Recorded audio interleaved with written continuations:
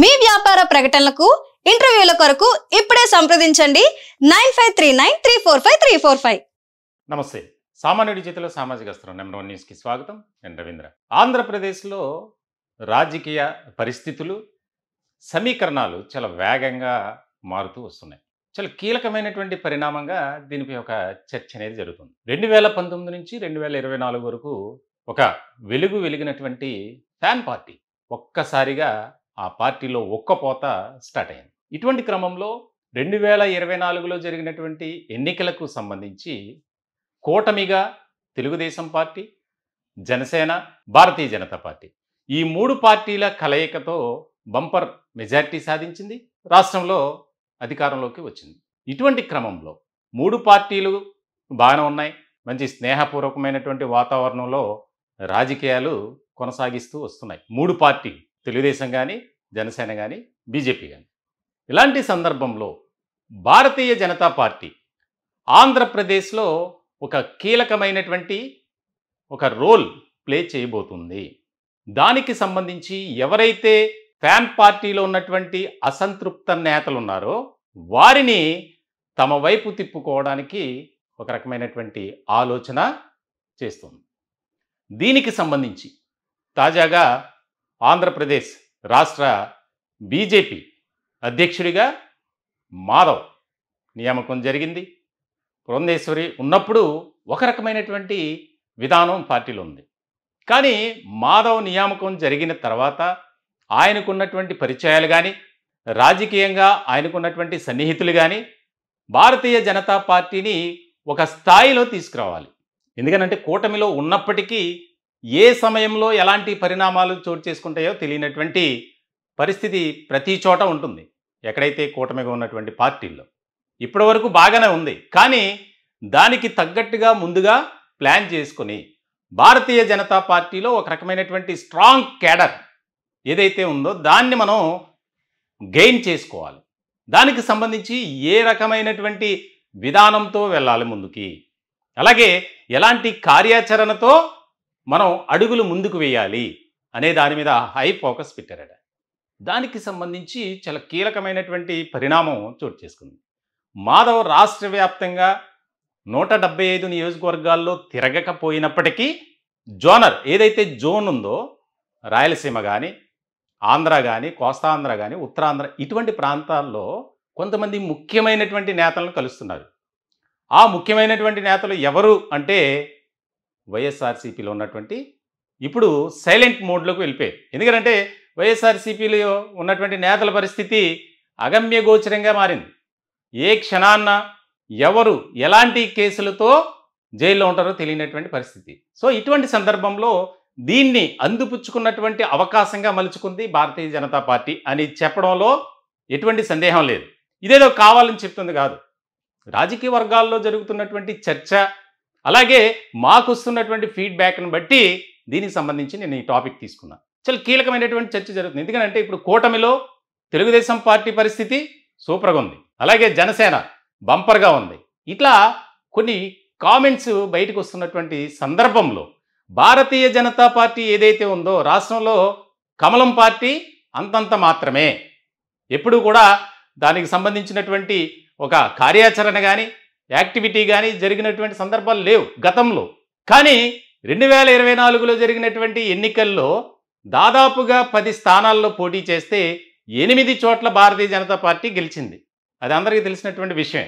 అన్ని సీట్లు ఎందుకు గెలుచుకుంది అంటే దానికి ముఖ్యమైనటువంటి కారణం కూటమి, ముఖ్యంగా పవన్ కళ్యాణ్ను చూసి భారతీయ జనతా పార్టీకి ఓట్లు వేశారు అనేది ఒక చర్చ జరిగింది. ఏదేమైనప్పటికీ సొంతంగా మనం 8 స్థానాలను దక్కించుకున్నాం. రాష్ట్ర మంత్రివర్గంలో ఒక కీలకమైనటువంటి మంత్రిగా, ఆరోగ్య శాఖ మంత్రిగా సత్యకుమార్ భారతీయ జనతా పార్టీ నుంచి చాలా కీలకమైనటువంటి ఆయా పదవి బెర్త్ అనేది దొరికింది. ఎందుకంటే ఆంధ్రప్రదేశ్కు నిధులు కేటాయింపులో కానీ, పెండింగ్లో ఉన్నటువంటి పోలవరం ప్రాజెక్టు కానీ, ఇక ఇతర అమరావతి కానీ దీనికి సంబంధించి చాలా కీలకమైనటువంటి అంశాలుగా కూటమి పెద్దలు చూస్తున్నటువంటి తరుణంలో వీటన్నిటికీ ఆర్థిక సహాయం చేయాలి, కేంద్రం నుంచి నిధులు విడుదల కావాలి. దానికి ఇక్కడ రాష్ట్రం నుంచి బీజేపీ నుంచి ఒక రకమైనటువంటి చొరవ తీసుకుంటారు. ఇప్పటికే వాస్తవంగా చెప్పాలంటే భారతీయ జనతా పార్టీ కేంద్రంలో ఉన్నటువంటి ఏదైతే ఎన్డీఏలో ముఖ్యమైనటువంటి పాత్ర పోషిస్తున్నటువంటి భారతీయ జనతా పార్టీ రాష్ట్రం వైపు చూస్తుంది. నిధులు విడుదల విషయంలో కానీ, అలాగే రాష్ట్ర ప్రజల ప్రయోజనాల దృష్ట్యా కానీ, ఇలా రకరకాలుగా అన్ని విషయాల్లో కూడా ఒక మంచి ప్రయారిటీ ఇస్తుంది రాష్ట్రానికి. ముఖ్యంగా పవన్ కళ్యాణ్ కూడా చాలా సందర్భాల్లో మోదీని కలవటం, అలాగే అమిత్ షాని కలవటం, ఇవన్నీ చకచకా జరిగాయి. దానికి సంబంధించి ఆయన ఏదైతే బాధ్యతలు చేస్తున్నటువంటి శాఖలు ఉన్నాయో, ముఖ్యంగా రాష్ట్రంలో ఉన్నటువంటి పంచాయతీరాజ్ వ్యవస్థను చాలా బ్రహ్మాండంగా డెవలప్ చేస్తున్నారు. ఆయన కేంద్రం నుంచి నిధులు సెపరేట్గా రాష్ట్రానికి తెప్పించుకోవడం, రాష్ట్ర ప్రయోజనాలు ఏదైతే ఉందో దానికి సంబంధించి డెవలప్మెంట్ యాక్టివిటీస్ అనేది చేస్తూ వస్తున్నారు.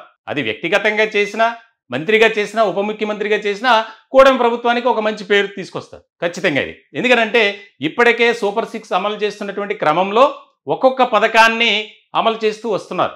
తాజాగా మహిళలందరికీ, రాష్ట్రంలో ఉన్నటువంటి మహిళలకు ఆర్టీసీ బస్సుల్లో ఉచిత ప్రయాణం అనేది స్టార్ట్ చేశారు ఆగస్టు 15 రోజున. సో ఇటువంటి సందర్భంలో ఏదైతే మనం ఎన్నికలకు ముందు ఇచ్చినటువంటి వాగ్దానాలు కానీ, హామీలు ఉన్నాయో వాటిని ప్రాధాన్యత క్రమంలో నెరవేర్చాలి, ప్రజలకు మనం ఇచ్చినటువంటి మాటను నిలబెట్టుకోవాలి అనే క్రమంలో వారు ముందుకు దూసుకెళ్తున్నారు. ఇటువంటి సందర్భంలో మరి మనం కూడా మన ప్రయోజనాలు కూడా చూసుకోవాలిగా. స్వామి కార్యం స్వకార్యం అన్నట్లుగా భారతీయ జనతా పార్టీ రాష్ట్రంలో కమలాన్ని మరింత మనం పటిష్టం చేయాలి. పార్టీ ఏదైతే మనపై పెట్టుకున్నటువంటి నమ్మకం ఉందో దానికి సంబంధించి ముందుకు వెళ్ళాలి. అలాంటి క్రమంలోనే పురంధరేశ్వరిని మార్చడం కూడా చాలా వ్యూహమైనటువంటి ఒక భాగమే. మాధవ్ అనే వ్యక్తి అందరికీ కూడా చాలా దగ్గరగా ఉండేటువంటి వ్యక్తి. అలాగే ప్రతి పార్టీలో ఉన్నటువంటి ముఖ్యమైనటువంటి నేతలతో ఆయనకు ఒక ర్యాపో ఉంది. అది కూడా ఇక్కడ ఆయనకు పాజిటివ్గా కలిసి వచ్చే అంశం. సో ఇలాంటి సందర్భంలో ఆయనకు పూర్తి స్థాయిలో ఒక ధైర్యాన్ని ఇవ్వటం, అలాగే ఒక అధికారాన్ని ఇచ్చారు. ముఖ్యంగా ఎవరైతే పార్టీలోకి వస్తారో వారిని ఆహ్వానించండి, దానికి సంబంధించి ఫుల్ రైట్స్ అన్నట్లుగా మాధవ్కి అప్పగించారు. సో ఇలాంటి సందర్భంలో కొంతమంది భారతీయ జనతా పార్టీలో ఉన్నటువంటి ముఖ్యమైనటువంటి నేతలు సైలెంట్గా ఉన్నప్పటికీ మాధవ్ అయితే మేము కోఆపరేట్ చేస్తాం, సపోర్ట్ చేస్తాం అన్న విధంగా ఇప్పుడు అందరూ కూడా యాక్టివ్గా ఐక్యంగా ఒకే తాటిపైకి వచ్చినట్లు తెలుస్తుంది. దీనికి సంబంధించి త్వరలోనే అంటే 2026 డిసెంబర్ నాటికి ఆంధ్రప్రదేశ్లో భారతీయ జనతా పార్టీ ఒక ప్రత్యామ్నాయ పార్టీగా స్థానికంగా ఉండాలి.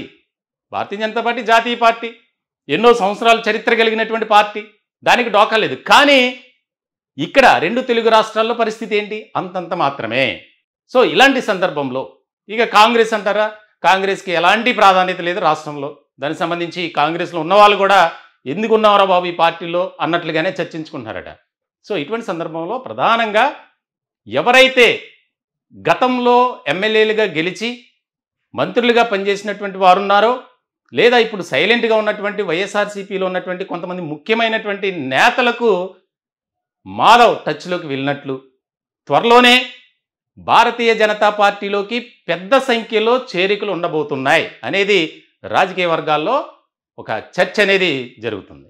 నిజంగా అటువంటి పరిణామాలు ఉంటాయా? రాష్ట్రంలో భారతీయ జనతా పార్టీ మరింత పటిష్టం కాబోతుందా? వైఎస్ఆర్సీపీ నుంచి కమలం పార్టీ వైపు, అంటే ఫ్యాన్ పార్టీ నుంచి కమలం వైపు నిజంగా ఆ స్థాయిలో భారతీయ జనతా పార్టీ పెద్దలు ఆశించిన, ఊహించిన రీతిలో అడుగులు పడతాయా, అంటే చేరికలు ఉంటాయా అనే దాని మీద మీ అభిప్రాయాలు కూడా కామెంట్ రూపంలో తెలియజేయచ్చు.